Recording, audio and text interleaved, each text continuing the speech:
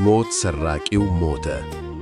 በአንድ ወቅት አንድ ሰው የፈጣሪን ተአምር ለመመስከር ሩቅ አገር ለመሄድ ከተሳፋሪዎች ጋር በአውቶቡስ ጉዞ ይጀምራል። ጉዞ ከተጀመረ በኋላ ግን መንገድ ላይ አንድ ከተማ ውስጥ ተሳፋሪው በሙሉ ምሳ ለመብላት ይወርዳሉ። ይህም ሰው ወደ አንድ ምግብ ቤት ይሄድና ምሳውን ከበላ በኋላ ለመክፈል ቦርሳውን ሲፈልግ ያጣዋል። መሰረቁንም ከተረዳ በኋላ ለምግብ ቤት ባለቤቱ የደረሰበትን ስርቆት አስረድቶ በነበረበት ከተማ የሚያውቀው ዘመድ ስለነበር ገንዘብ አምጥቶ እንደሚከፍል ተናግሮ ገንዘብ ይዞ መጥቶ ይከፍልና ወደ አውቶቡሱ ሲሄድ አውቶቡሱ ለካ ጠብቆ የደረሰበትን ነገር ስላላወቀ ትቶት ሄዷል። ይሄ ፈተና ነው። ሰይጣን ፍር እኔ እንደሆነ ከአገልግሎት አልከረም ብሎ በሌላ አውቶቡስ ተሳፍሮ ጉዞ ይጀምራል። በመንገድ ላይም አንድ ትልቅ ገደል ውስጥ የገባ አውቶቡስ ያያል። ከተሳፋሪዎቹም የተረፈ ሰው አለመኖሩን ይመለከታል። ደነገጠ። እሱም ተሳፍሮበት የነበረው መሆኑን አየ። በጣም ገርሞት ለካ አውቶቡሱ ጥሎኝ የሄደው ለበጎ ነው በሚል ፈጣሪውን እያመሰገነ ጉዞ ይጀምራል።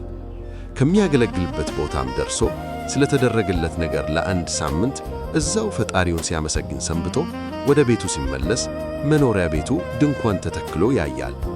ደንግጦ ማን ነው የሞተው ብሎ ይጠይቃል። እነርሱም አንተ ይሉታል። እርሱም እንዴት እኔማ ይሄዋለሁ አይደል ይላል። የእርሱን በሕይወት መምጣት የሰሙ ቤተሰቦቹም ማመን አቅቷቸው እየመቱ ይተመተሙበታል። ሐዘኑም ወደ ደስታ ይለወጣል።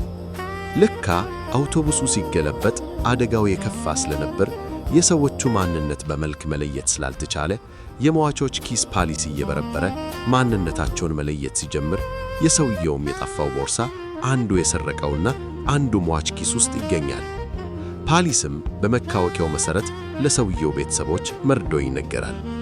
ለቤተሰቡም በቤተ ክርስቲያን በተዘጋጀ አዲስ የመቃብር ቦታ ይቀብሩታል። ለካ ሰውየው ነው ተብሎ የተቀበረው ሌባው ነው። ሁሉም ሰው ይህን ሲሰማ ይገረማል።